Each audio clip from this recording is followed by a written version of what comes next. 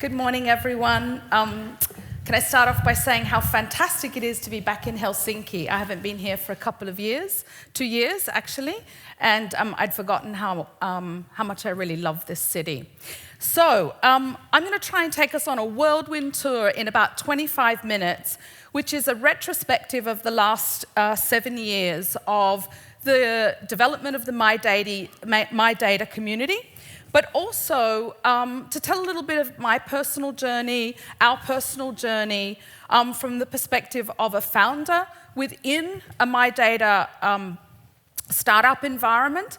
And hopefully, the reason for doing that is, one, to make this talk a little more relatable and personal, but also in the hope that some of the things that those of you that may be struggling with, having successes with, having breakthroughs, can identify that this is something that you're not doing alone. I'm really honoured to pick up the baton from last year's speaker, Lynette Taylor, who did the final closing plenary session. And the reason why this talk is called Markets, MyData and Miko is that one of the things that was called out at the end of that session was the idea of forming markets. And one of the interesting things is that it's very easy to understand often a market in reverse, once we've seen it develop. But when you're in the process of actually helping to create that market, sometimes things are not so clear. And the reason why MyData asked me to do the keynote and look at it from this point of view is we're hoping this retrospective will help to place where we are in a moment of time with some sense of where we've come from, where we are now, and where we're going. So what I want to do over the next 20 minutes or so is take you on a whirlwind tour around the world, a bit of a global adventure, so that we start to see that this is something that is greater than any one person, any one place. And we'll start off with the moon landing, and where I hope we'll end up is where we're looking towards the future with my data, your data, our data, and what it is that we want to create. So I want to start off with this idea that actually we are becoming, or we are already, phygital. Kai, who's looking after our AV and everything this morning, left his phone at home. And we were joking, he went back to get it. And he went back to get it because we have this sense now that when our digital whatever, that missing limb is not there, we start to kind of feel a bit of a panic, yeah? And so this idea that we're fusing already with our devices is becoming very commonplace. And not only are we becoming phygital in the way that we are attached to our physical devices, whether or not it's the things that we're wearing, my credit card on one arm, everything else on the other, it's that we are starting to be digitally born before we're physically born. And we are now existing digitally beyond our physical existence. So some of the work that we're doing, particularly in the financial services sector, is starting to grasp this idea that we are getting to a point where credit rating or applicability for insurance and products is determined before even physical birth. And then there are all sorts of issues that extend way beyond our physicality in terms of turning off services, distributing assets. There's a whole host of issues that have moved now from this physical realm into this digital realm that we're really just trying to work out. So moment by moment, every second of the day, our physical selves are generating this digital twin. And for a long time in the physical world, that meant we were relatively safe in certain contexts. And this is not something that we need to explain in any detail to this audience. It's the reason why we're here. We understand that taking different attributes and different types of information from one context and moving it to another, and the ability with AI or machine learning or simply the way that we attract from a social media point of view is now bringing all of those contexts together. So we have this super powerful view of who we are. We have limited ability in certain circumstances to influence or control or have a say or even have a right as to how that's been determined. So there's an enormous amount of responsibility that comes from us moving from being able to say, I need your medical records because I'm your doctor, to I've been able to obtain your medical records because of you sharing something on a social media platform. So we now need to start think of new ways to manage this paradigm of dual existence. We're physically existing and we're digitally existing. We may be physically existing in a time place. I'm in Helsinki today, but my wrist is authorizing things that are happening in Australia with our team, whether or not it's a financial transaction, or in Belgium with our team. And I guarantee you, during the course of this talk, my wrist will ping because there's a decision that's been made and I've been notified about that. And so we're constantly separate and together with this digital self.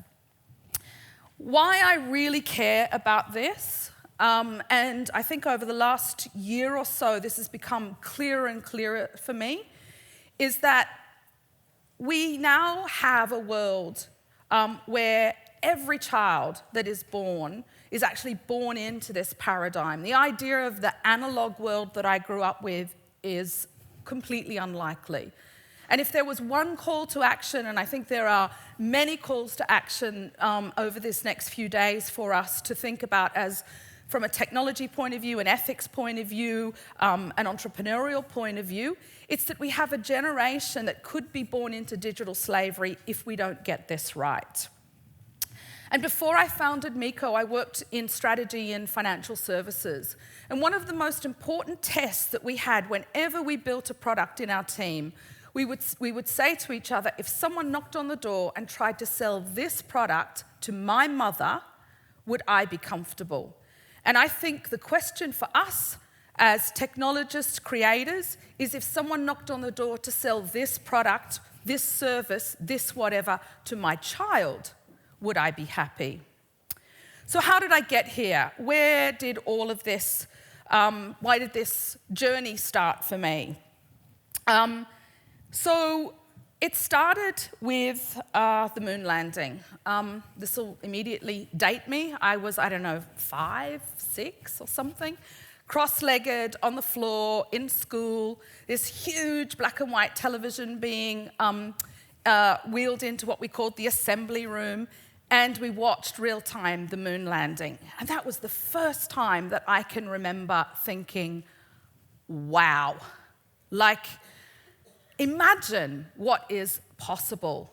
Imagine what I could do over the course of my life, And, as a child, I'm thinking, could I go to the moon? Like, what are these amazing things that could happen? And I just remember how real that impression was in terms of the idea of possibility.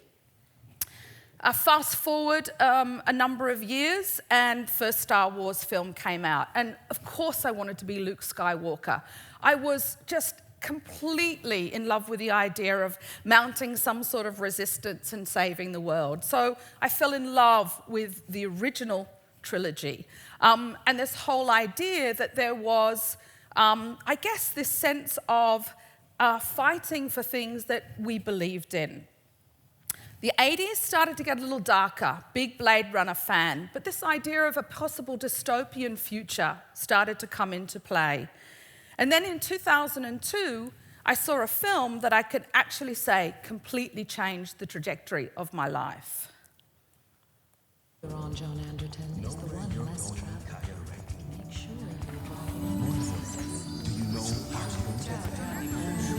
Good evening, John Anderton. Yeah, John Anderton. One Night Stands provides gourmet cuisine.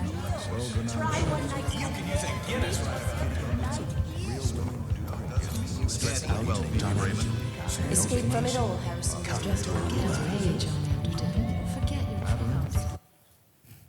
How many people know what film that is? Okay, we have maybe half the audience, Minority Report. How many people think that that was designed to be a really interesting, empowering vision of the future? Okay, we have a couple of show of hands. So a character that will come into the presentation very soon, Jaron Lanier, was the technical consultant on this film. And he was recently interviewed as saying that people come up to him all the time saying, that is so cool. And he was going, no, it's supposed to be dystopian. I was trying to scare everybody in 2002. I wasn't trying to inspire everyone. So fast forward 10 years, and this part of the story starts in Australia. I'd been thinking about this idea of what this digital future could look like, and it was really getting to the stage where it was driving me crazy. I was starting to read as much as that I could around personal data. So why all of a sudden was personal data, digital identity, why was this certainly creeping into my zeitgeist? And that film Minority Report and what that potential future looked like was always in the back of my mind.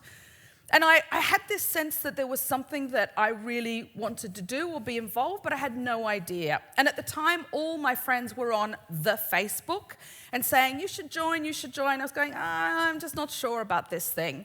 But what I thought was, look, there's this amazing trajectory.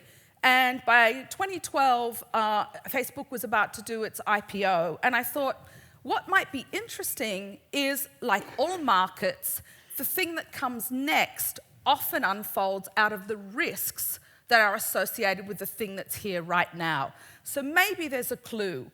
And so one of the things that I did was I read the IPO document and looking for clues as to what might come next. And there were 4 things that jumped out of the risks in that IPO filing.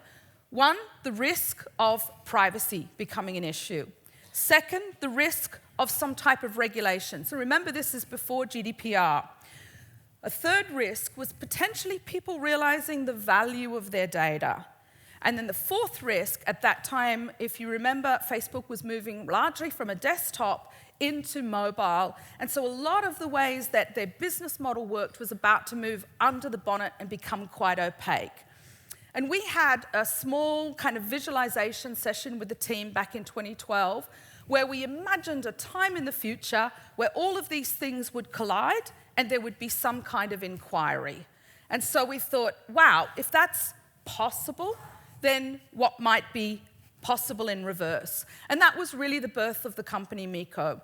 We had a vision to enable everyone on the planet to get equity and value for the information they share, because we had a sense that where Facebook was going at that time was a platform where extraordinary value was being created, but it wasn't really clear about how that was being distributed. And the only thing that I was certain about at that time was that there was zero certainty. We had no idea what was around the bend. Here we were in Australia with this crazy idea. I was talking to friends and family. People were begging me not to even start this journey because they thought it was insane. But here in Finland were some also wonderfully crazy people. And so late 2012, early 2013, we start to see the birth of what we now know as MyData. So here on the other side of the world, we start to see a working group and we start to see ideas forming. Let's jump back to Australia. It's 2013. My crazy idea, I decided to turn that into something more tangible. And I was still working full-time in financial services in the building with the big arrow. And I hired a small team of engineers who I'm really proud to say are still with us. And we decided to build kind of it was an iPad prototype of what it might look like to be able to add consent and permission and exchange personal data.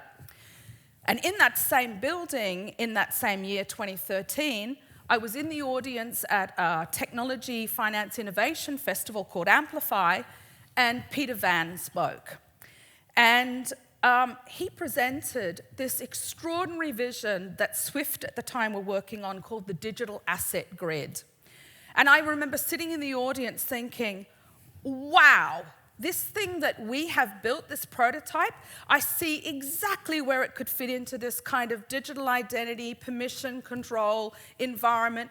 We've made it. We're here. We've got it. Like, this is it. This is going to be a slam dunk. 12 months from now, we're done. So I went to speak to Peter afterwards, and he started to share with me, look, this has been hard within Swift. Not everyone sees it.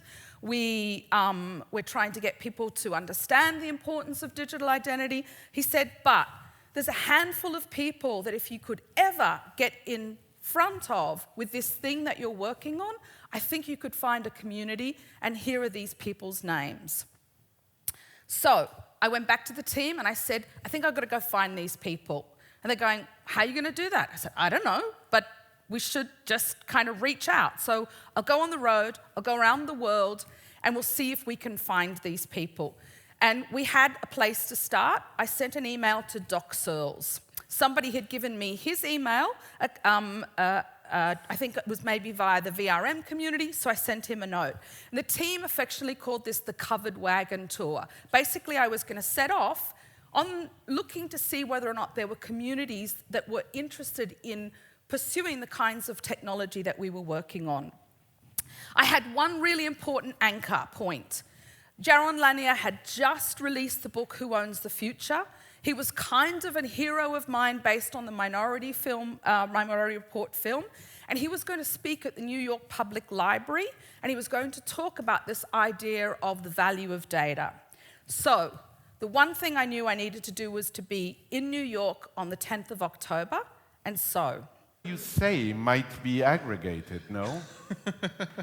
Sure, but the thing is, you can't allow yourself to adopt the mindset of those who aggregate you. So the point is not to control them, but to make sure that you're in charge of yourself. Entirely different problem. They will aggregate you. In fact, I will. I'm sort of part of that system. But that's beside the point. The point is to not allow oneself to be lulled into accepting these sort of roles. I mean, these days when you're on Facebook, you accept a multiple choice form of identity. Are you single? Are you in a couple? There are these categories. It's this universal ontology, and people accept the notion that it's okay to treat that as real. And it's in a way more real than older ones. Like, there have always been these designations in human societies, but they were always subject to more interpretation. There wasn't some machine that was then sorting what happened in your life based on what was entered in a database blank, you know? So our times demand something else. Yeah, so our times demand that all of us put a little more effort, perhaps, than in previous eras into being ourselves. You know, interestingly enough, if you don't mind turning off the phone, that would I'll be take wonderful. it. Oh, I'll take it too, yeah. There's always someone in the audience with their phone on, right? That was me. But it was great because it gave me the opportunity to walk up to him after the talk and say, hey, I was the phone lady, and can I speak to you? And I have this great idea, and blah, blah, blah. And he's going, stop. If you're a startup, if you're working in personal data, I cannot speak to you. I'm doing some interesting work with Microsoft at the moment, and I cannot hear anything where there could be a conflict. And I burst into tears. I turned around, I left, I walked out to in front of the library, and I thought, where do I go now? So I had a ticket to California. I flew out to California. Over the coming weeks, I met with Apple, I met with VCs, I met with everybody that I could meet with this whole idea. And, you know, I had some positive feedback, I had some negative feedback. I was told this is not possible, it's never going to happen. And then on the last night, as I was packing to fly back to Australia, where I had achieved nothing in 6 weeks, I get a phone call out of the blue from Joyce Searles, Doc's wife, saying, hey, Doc just found an email of yours that you sent a few months ago in his spam file. And we have this thing called IIW that's going to kick off tomorrow in Mountain View. And it's where kind of people from around the world that are working on identity and the new internet and some of the stuff you put in your email, and you need to be there. And I said, well, I can't be there because I'm flying tomorrow. And she said, well, I guess you should change your ticket. So I changed my ticket. And the interesting thing was, I walked into that room, and if you remember, Peter, earlier in the year, had given me a list of people's names, and those people were sitting in that room. So Kalia was there, Doc was there, Drummond was there, Phil Windley was there, plus a whole host of people that many of you would know that have been instrumental in helping us to get where we are today. And for me, it was another one of those signs. This is one of the signs I've been looking for. So over the coming months, we became really involved in the Respect Network. I remember flying out to Seattle, tasting Seattle coffee, not as good as Australian coffee, to meet with Drummond and shape what was going to be, this collective 75 organizations from around the world changing the world. And at the same time, I'd read some of the work that was happening in France with Mesinfo, and what really inspired me was they actually had brought industry and government into the picture. So for me, it seemed like, wow, all these pieces of the puzzle are coming together. So I flew back to Australia. I felt really clear that there was a market, and we raised a couple of $1 million, and we started the company. 2014, what's happening here in Helsinki is that the first version of the white paper is published here in Finland. Same year, Respect Network launches. And so we launched in Australia, the UK, San Francisco, and Tel Aviv.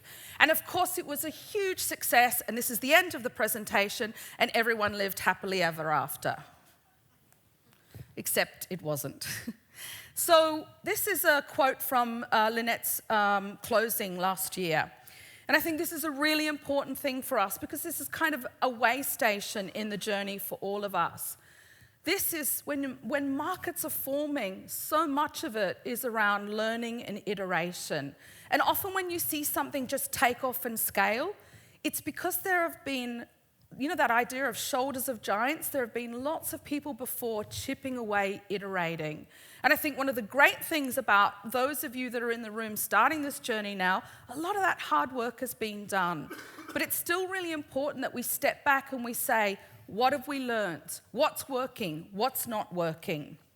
At the same time, I became really interested in what was happening around distributed crypto. And I remember the first phone call to our board where I was trying to explain to them why we needed to buy Bitcoin in order to buy Ether. And they were like, what? I was like, look, trust me, we need to buy this thing called Bitcoin, so then we can buy this, so we can buy ETH.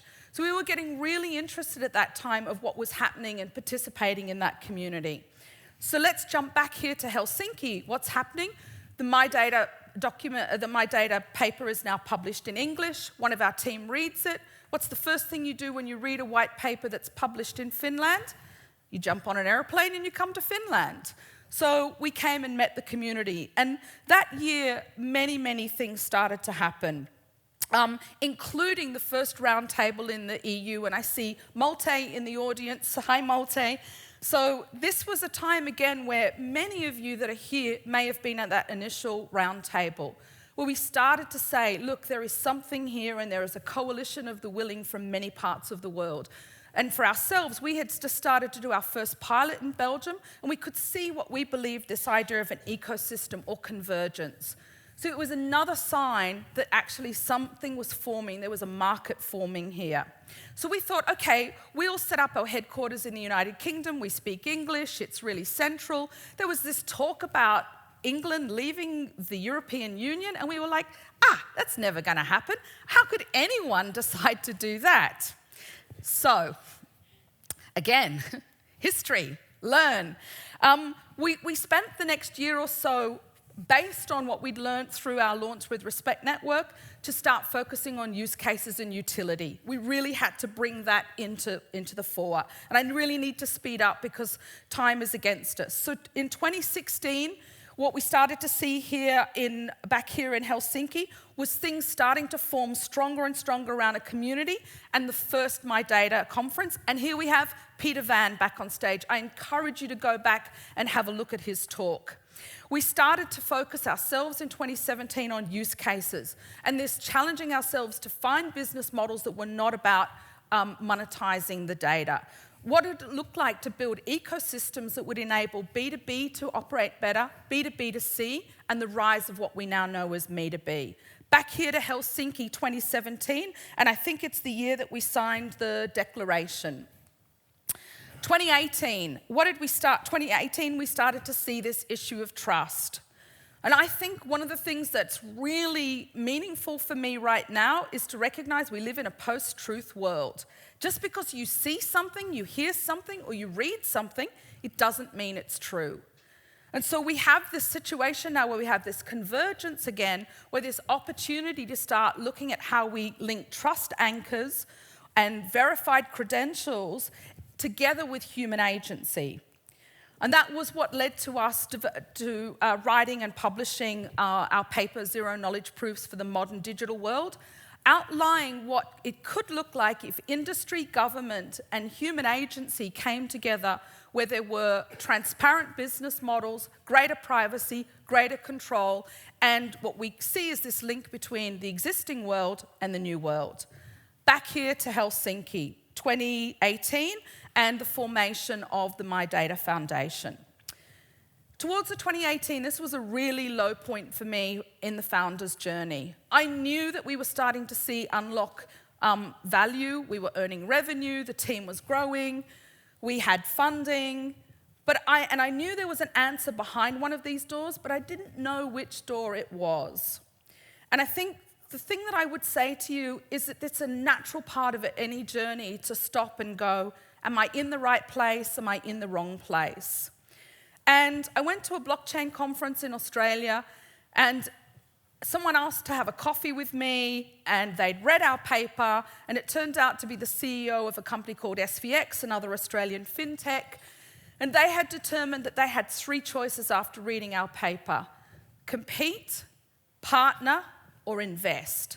And they wanted to explore partnering or investing. And I'm really proud to say that through that meeting, what emerged was a really great partner and our next round of investment, which then led to us deciding, for a lot of reasons, which I'm happy to talk about, that the focus for us would not be so much Australia because of some of the changes in the data laws in Australia, but for us to really become a European company. So we incorporated in Belgium, and we will launch later this year in that market, specifically in financial services.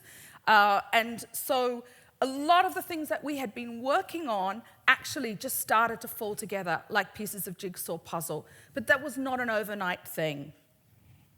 So now let's look at this, draw back in terms of the things that we're working on, or what we know as the BLTS sandwich, this business, legal, technical society. One of the things that's great about this conference is that we have a really good blend of men, women, other. What's really great about this conference is it's not just technologists. What's really great about this conference is that we have government, industry, and entrepreneurs. And one of the things we've learned for our journey, there's a saying, it takes a village to raise a child. These are just some of the really important influences that enable me to be on stage today. Without the collaboration, the openness, the learning, we would not be here. And anyone that thinks they can do this on their own, you're kidding yourself. When markets are forming, partnerships, ecosystems, collaboration are vital. Because then there's this big pie that everyone can share in. And if we're fighting too early in the market forming, then there is no pie. So are we on the edge of an evolution, revolution, resistance or reform? And these again came out of Lynette's closing. And I think one of the big arguments for us right now is who owns the data? And is that the right question for us? Is it about ownership? Is it about control? Or is it about agency? I think we're at a crossroads right now around business models. And really quickly, this is terribly generalized. I know we could debate this, but we start to see things forming between the US being very focused on commercial return. It makes sense, it's true of their markets. Asia focusing on state control, and Europe really focused on the rights of citizens. So this is not just about privacy, this is about power. This is going back to this next generation and how we start to unlock value in their life. How do we personalize products without putting people at risk? And we have to remember, if we learn from history, it wasn't so long ago that humans were bought and sold. Are we doing that with data right now? China banned 23 million people because of the social score from traveling recently. That's the entire population of Australia. And here in Europe, we're trying to find this balance between ethics and regulation and user experience so we can participate in the market. And all of these things need to lead to us making better choices. And again, MyData have been working on this matrix. How do we get this balance right between access to data, user control, and better outcomes? And this is just some of the work that MyData has been doing this year. Look at this list of countries where collaboration is happening. So in closing, I want to start looking at what lies ahead and a couple of thoughts in terms of what our business models and markets are. We've been playing with this idea of an exoskeleton. This idea that our data, if we were a digital twin, is starting to become a second skin, a little bit like a crab. How do you separate the crab, the soft part of the crab, from its shell? And so is data becoming our exoskeleton? And some of the work that Jaron Lanier is doing right now is talking about data dignity. But I'm a little concerned that the catch-all is sell your data and it fixes everything. And I'm not sure that that's actually the answer. I'm wondering whether or not we're asking ourselves the right questions. Is it actually about the data, or are we putting enough emphasis on what the data can unlock in terms of real value? Union Square Ventures published this blog this week saying we're calling to break up the tech giants, but shouldn't we just be calling for their business practices to change? So much of this is because we can't log in with ourselves, and it's the way that we are surveilled and tracked. So, in closing, this is the responsibility to each of us, to me, to all of us. When we invent the ship, we also invent the shipwreck. For all the great work that we are doing in this room, there'll be unintended consequences. We think tech is neutral, but tech is really political. The decisions we make, the ethical framework, shapes the world that we will have today and tomorrow. And I believe here, over the next days, we have the power, we have the brains, we have the insight to shape what that world could be like. And I think that time is now. Thank you.